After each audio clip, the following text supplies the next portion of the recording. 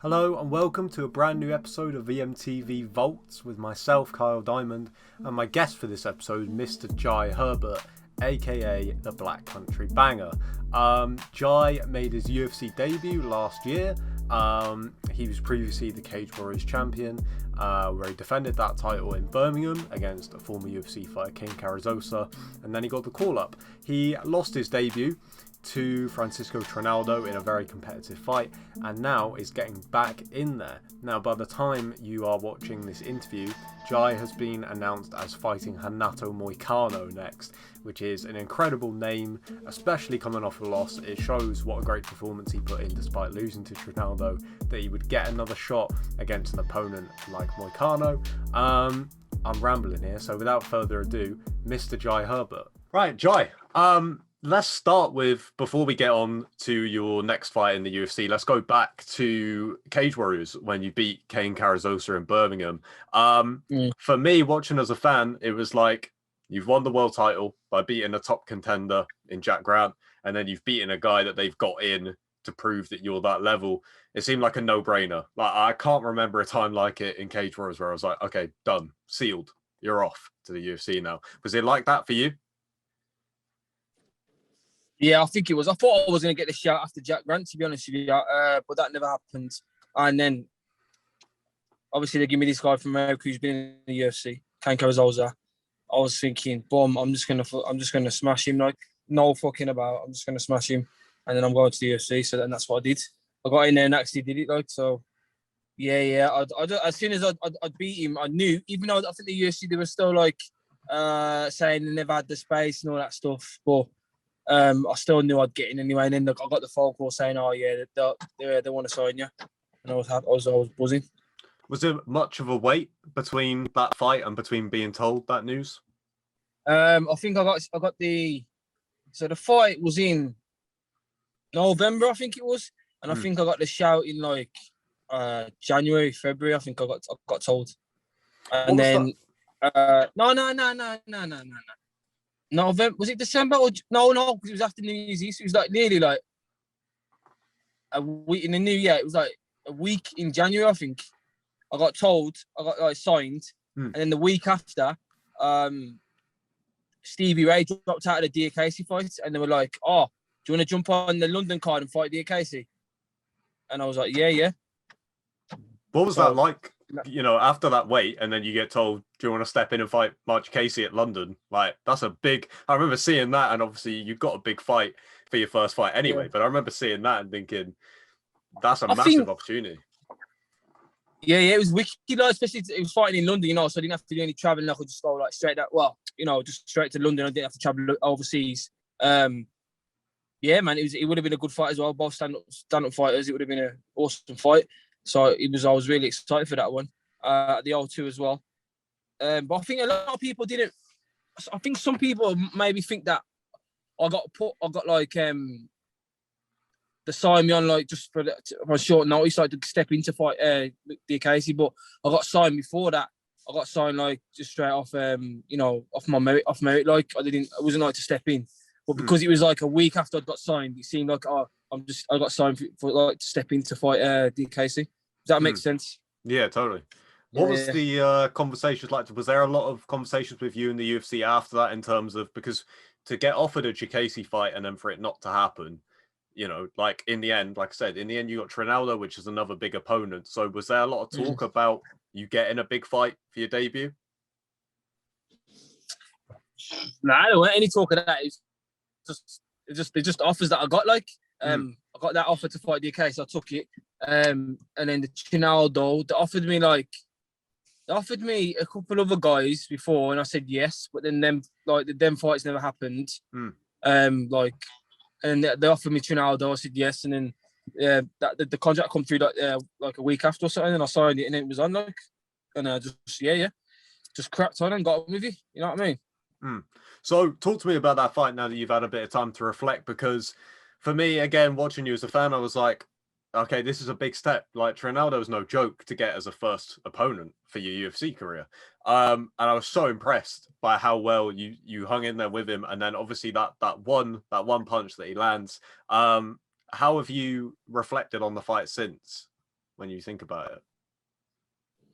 Yeah, he's just one of them, wasn't it? Like, I think like this loss compared to others, it didn't, because I feel like it was like I did like 3 rounds and I proved, like I showed that like I was winning the fight.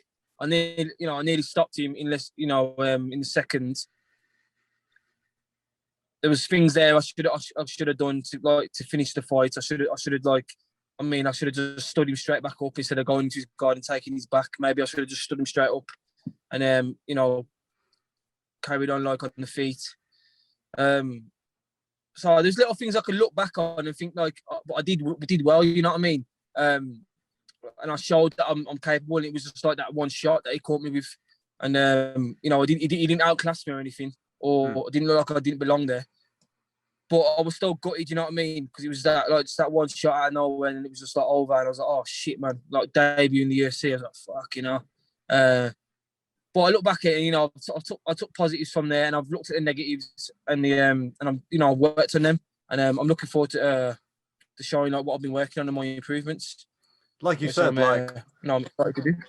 Like you said, from my standpoint of watching Cage Warriors guys debut in the UFC is always an exciting thing, especially when you get a big opponent, and then to see that, like you said, like you're absolutely having the better of the fight up until that moment, and not only that, you were proven by far that you belong there, which I think was the big thing. Like you said, some people might have thought you got called up just to fight Casey and stuff, but you proved it in that performance. Is just that one thing. So again, I think that's really good that you've learned those lessons from it, because there was a lot of positives to gain. How did it feel being in there? Because I remember watching you in Cage Warriors and you just never seemed fazed by any of it, and you seemed exactly the same for the UFC debut. Was there any differences in terms of making that leap up?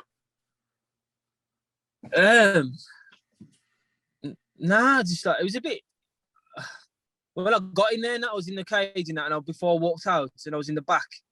I've been more nervous for other fights, and felt a bit different for other fights. I was there, and I was thinking, am I gonna feel any different? But I just didn't really feel any different. I was just there to do the job. I just tried. I think I did a good job of blocking out the whole fucking UFC debut situation and everything. But I don't know.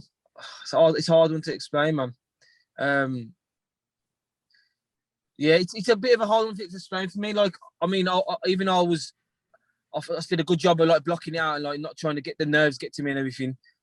I feel like I still needed a bit of that. I needed those nerves as well. You know what I mean? I think they keep you sharper and stuff. So it's a bit of a hard one to explain for me. But yeah, like I say, I mean, I think I was more nervous for the Kane Cavazosa when I was in the back, because I just thought to myself, like, it was like now or never to get to UFC. Like that one point, that one moment there. Like I thought to myself, and like no one knew, but my missus was pregnant with my son, so like I had a lot of riding on that fight. So I was really nervous for that one. But like I said, I was nervous and everything for the UFC, but I was so just really happy to be there. You know what I mean? I was like, it was a dream come true to get there and stuff. And I did well. I performed well, but I didn't get the win. I know that. But now, now I'm looking at, focusing on like, getting into that, progressing through the rankings and getting into top 15 and then pushing on from there, and securing better contracts for myself, for my future, for my family. So these are the goals I'm looking at now.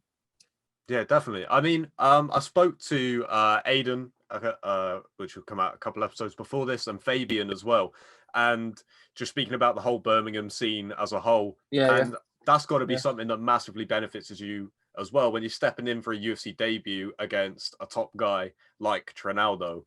The fact that you're in the gym with guys like Leon and Fabian, like constantly, you know that this guy ain't going to be able to throw anything at you that you've not seen before, which for the UK is massive, because for a long time it was like, well, you need to go train in America so you can get all these different looks and stuff. That must be a massive benefit for you. Nah, man, we ain't training in America or nothing. We're just, we're all like a team. We're working hard together, you know what I mean? And we're just improving as a team, not only as individuals, but as a team. We're getting stronger and stronger. And like, the levels of like the grappling, the striking levels is like got to be like one of the best. Yeah. You know, in the team, we've got some like the best strikers in the gym. You know, in Europe, if not the world. And the grappling people, like trust me, the grappling's a different level as well. You know, so we don't need to go nowhere. We're keeping it. We're staying in the Midlands, and we're going to build this team. We're going to be the best in the world. Sweet, man. 100%.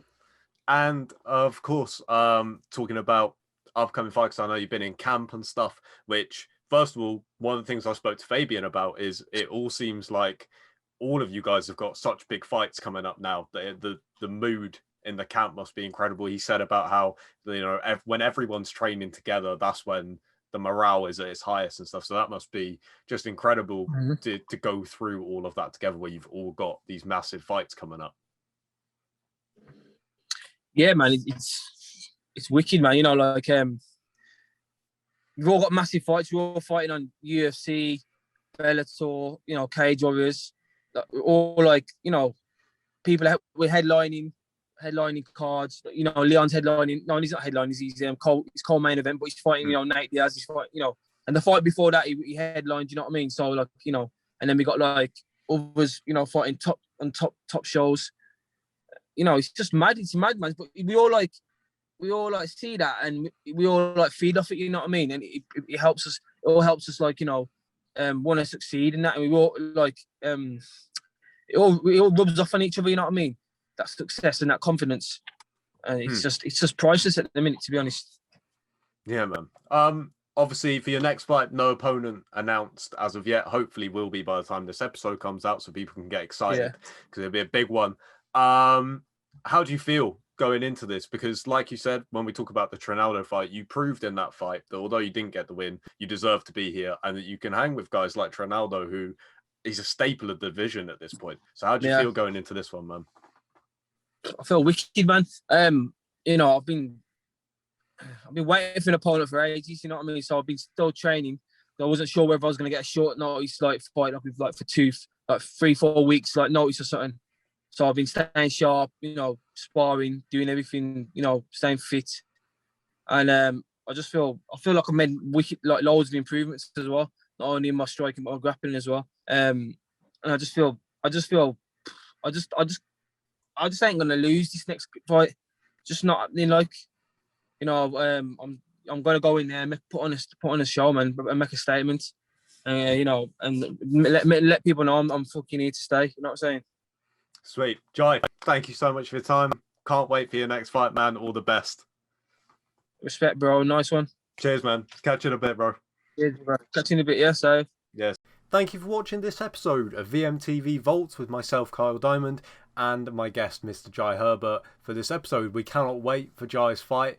So make sure you tune into that, because that's going to be a great fight if his UFC debut was anything to go by. Hit subscribe so you don't miss an episode of Vaults, and also episodes of The Violent Mike every Friday at 8. Until then, goodbye.